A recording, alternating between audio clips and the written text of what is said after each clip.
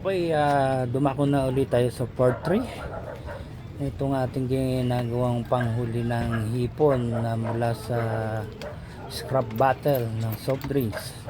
So ito nga, binubutasan na muli natin.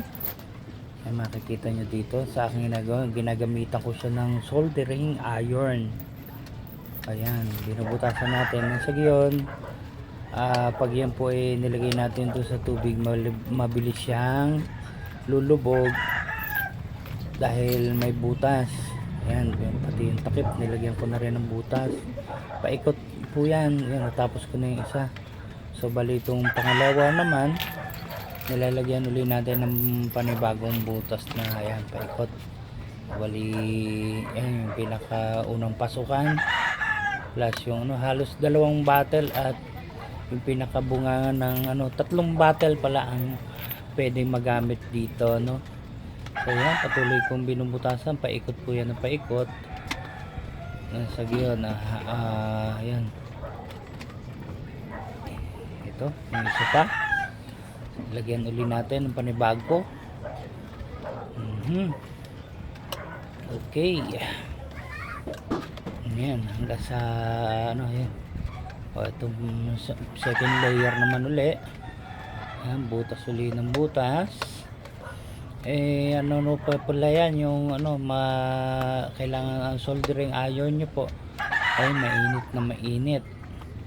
Ayan, para siya po ay tumagos, at yan ay mga plastic. So yan, at naway sa pag ito ikinananga po natin ay may makahuli. Subukan natin, parang ang nito ay yung bubo na gawa sa kawayan.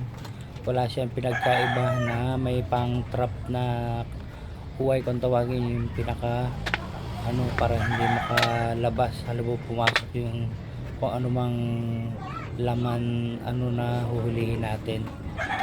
So balik ulit tayo, no? Ayan, halos yung bawat bottle po ay butasin lang natin ng butasin para yun, pag inilagay natin sa tubig. Pero yan po ay lalagyan natin ng pabigat pag yan ay ginamit natin, no? Ayan, lapit-lapit na rin to, almost sa mga na to, 80% na po, at butas na yan na nga. So bali ito, tuloy na uli natin yung isa.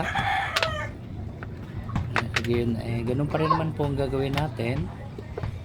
Butasin lang ng butasin, paikot. Ayan, nakita nyo naman. Pero basta yung soldering iron po natin nga pala, pagkatapos naman po natin gamitin, ayan po ay linisan natin habang mainit pa. Kayurin po natin ng isang maliit na kutsilyo na sa gayon yung plastic na natunaw sa soldering iron ay hindi siya dumikit ng dikit na dikit, na matanggal agad habang mainit pa yung pinaka soldering tip. Ayun, dito naman tayo sa isa na kulay green. Ito na yung pangatlo at natapos na yung pangalawa. Ayun, kagaya rin po yan ng mga naunang dalawa, ay bubutasin po rin natin ang bubutasin yan. Nasa gayon, pag nilagay natin po sa tubig, pero lalagyan din natin nga ng pabigat, at sobrang gaan nga po yan. At yung pain, lagyan po natin yan ng pain. Nasa gayon ay pumasok ang ating huhulihin na hipon. Trap nga lang po pala talaga yan sa mga hipon. Depende na rin po sa ibang medyo maliit na isda na pwedeng pumasok dyan. Ayan, so patuloy lang tayo. Ayan, ako, nahulog pa. Wait lang, ay kinuha tayo. Ito na ang resulta ng ating ginawa. Nilagyan po natin ng tali, paikot. Nakikita nyo yan, nilalagyan ko pa ng yan, baka naman red ribbon. Yan yung panali ng ng red ribbon. Siya po yung ginamit ko at wala po tayong makitang panali at hindi pa tayo nakakabili ng tanse. So yun nga, makikita nyo naman po dyan na talaga nasa 95% na po yan na anong ginawa natin. Kaya yun lang. So sana pagkinan na natin yan, makahuli nga, maanuhan nyo. Yan, nilagyan ko pa ng medyo paribon-ribon na disenyo.